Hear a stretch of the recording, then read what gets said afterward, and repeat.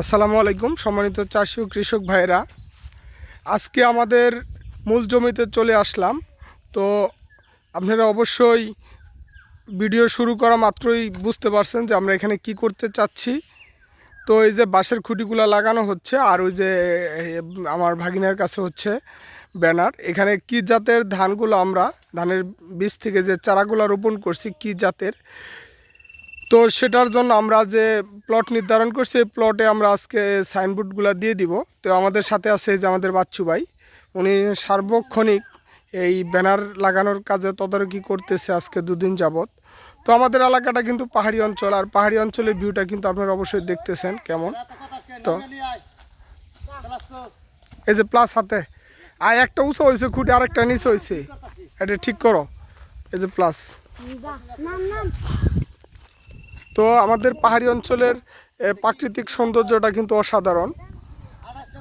আর এই জমিতে আমি বৃধান হচ্ছে 28-28-এর ভিত্তি বীজ এর জন্য বিডার বীজ আমরা চারা রোপণ করছি। এখানে 28-28-28-এর ই হবে, 28-এর প্লট হবো।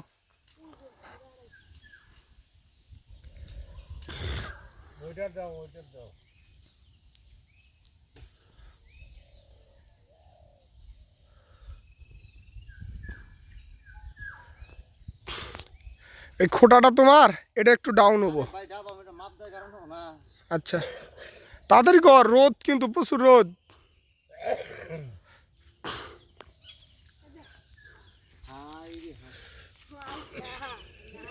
এই যে এটা হচ্ছে আমাদের রাস্তা।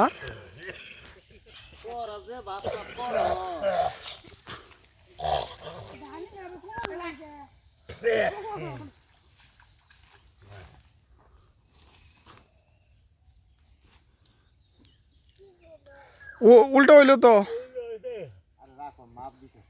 তো মাপ দাও।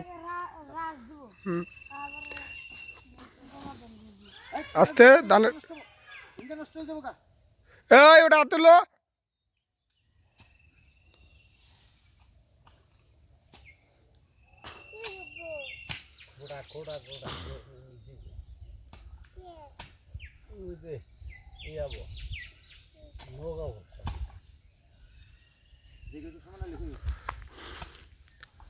হ্যাঁ মোটামুটি সমান হয়েছে, হালকা। আরেকটা বিষয় আপনারা খেয়াল করছেন কিনা, বাচ্চুবের মাথায় কিন্তু চান্দিতে চুল নাই, এমনিতেই তার মেজাজটা হট, আর এবার গরমে আরও মেজাজ হট বানাই দিছে। কারণ এই সাইনবোর্ড ব্যানারগুলো এইভাবে মানে ঘুরে ঘুরে লাগানো মানে অনেকটা খুব কষ্টসাধ্য। তো হ্যাঁ ঠিক আছে, একের খুব সুন্দর। আরে এটাতে বিনা 26 কে 28, এই যে এটা পড়বো, এটা 28 এটা।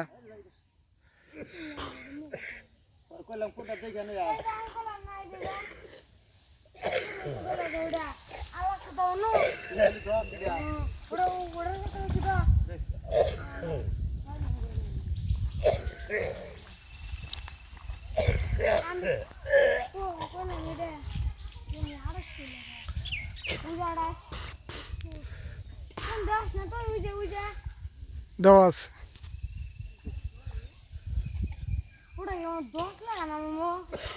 না না না